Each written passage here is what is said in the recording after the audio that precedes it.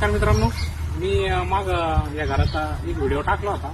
माझी जितके मित्रांची कमेंट आली मला कमीत कमी 1000 मला मेसेज आले प्रायव्हेट मध्ये का म्हणजे किरण भाऊ तुम्ही तुमच्या घराचा 3D आम्हाला पाठवा.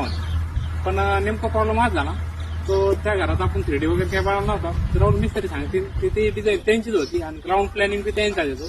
तर त्याला काही इंजिनियर वगैरे आपण लावला नव्हता.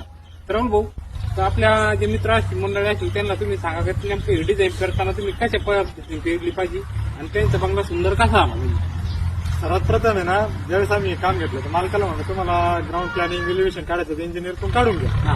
तर काय म्हणे आम्हाला तुमच्यावर पूर्ण विश्वास आहे, तुमच्या हिशोबाने करा माहिती. पण त्यानंतर मग मी त्यांना 2-3 वर्ष पहिले ग्राउंड प्लॅनिंग दिली. तुम्हाला याच्यातून जे तुमचं सटेबल असेल त्या हिशोबाने आपण काम करू बसतो. बरोबर आला एलिव्हेशनचा विषय म्हटलं तुम्ही एखाद्या आपलं इंजिनियर कोण घ्या, जास्त का त्यांची फीस नाही राहत, पण तुम्ही एखादा 3D काढून घ्या एलिव्हेशनचा. त्या नाही म्हणजे तुमच्यावर पूर्ण विश्वास आहे, तुमच्या हिशोबानेच प्यारा म्हणजे माझ्या हिशोबाने अशी मी डिझाईन टाकली.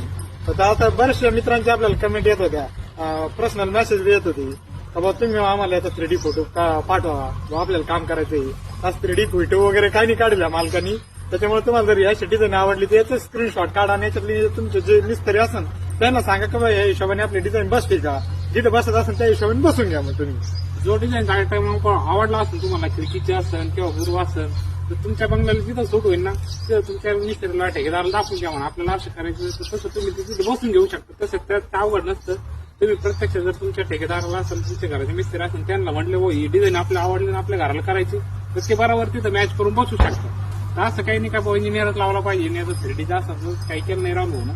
तर त्या पद्धतीने आता तुम्ही जसं राहून मिस्त्रीने सांगितलं तशा पद्धतीने तुम्ही जर केलं तर व्यवस्थित राहील. तर मित्रांनो, अशा प्रकारे जेव्हा पद्धतीने घराची व्हिडिओ मी नवीन आणि वेगवेगळ्या माहितीची व्हिडिओ तुम्हाला तुमच्यापर्यंत देत राहतो. पण तुम्ही काय लाईक आणि शेअर नाही करते, तर पहिल्या सुटेल तुम्ही लाईक करीत आला. सगळ्यात महत्वाचं म्हणजे लाईक केलं आणि शेअर केलं तर लाईक चांगलं. आणि त्याच्यापेक्षा महत्वाचं म्हणजे जर फॉलो जर केलं ना तर माझे असे नवीन जे व्हिडिओ येणार नाही ते पहिले सुट तुमच्याकडे येऊन जातील. म्हणजे तुमच्या घराच्या कामासाठी तुम्हाला एकदम उपयुक्त पडतील.